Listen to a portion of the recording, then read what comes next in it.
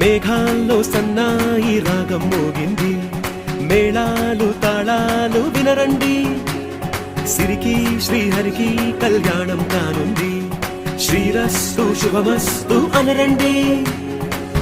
అచ్చతలు గంటో పెళ్లికి అర్థం చెప్పారంటూ, మెచ్చదగు ముచ్చట ఇది అని సాక్ష్యం చెబుతామంటూ, జనులంతా జై కొట్టేలా జరిపిస్తామండి.